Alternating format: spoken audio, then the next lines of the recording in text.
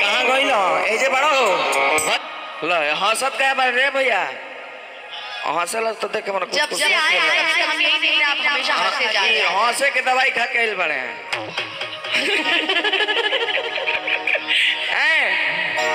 जे चौकी में रहेला ओकरा के चौकीदार कहे जाला।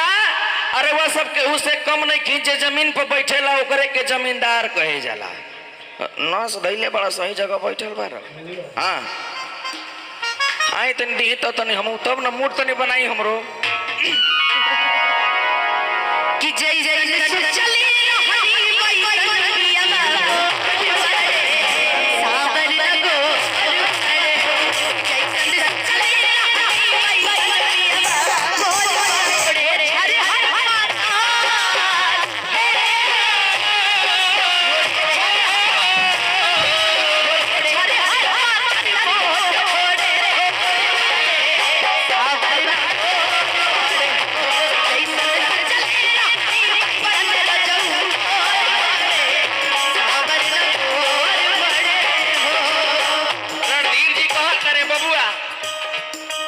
चीजवा ए मोर करे जाओ मोर रानी दिल जानी हो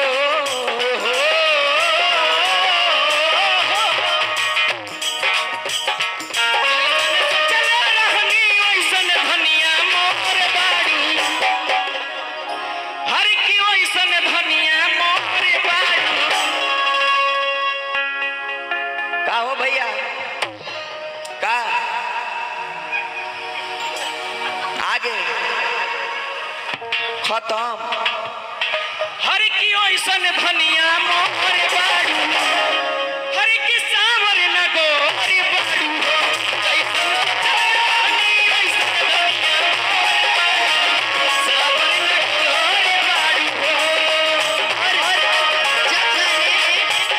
जब मैंने रणवीर जी को आज जब मैंने इनको बोला कि आप बहुत अच्छे हैं तो इन्होंने मुझे थोड़ा सा अपने से दूर कर दिया।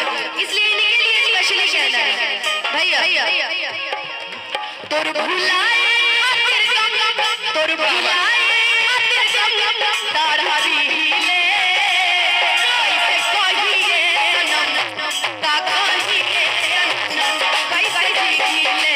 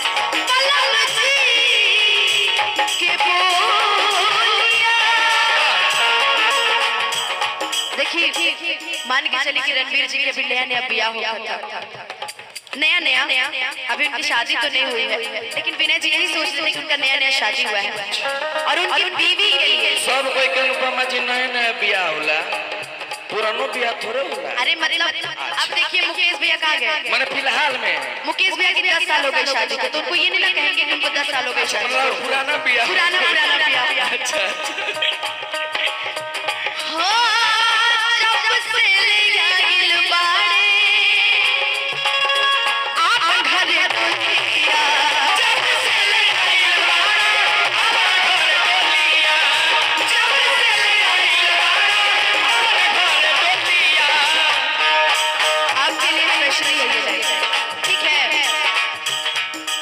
रुकिए ना महाराज, दिल की बात दिल तक पहुंचने ही नहीं देते हैं आप लोग। इतना टेम्पो ना बढ़ा दे, दिल के बात बाहर ही निकल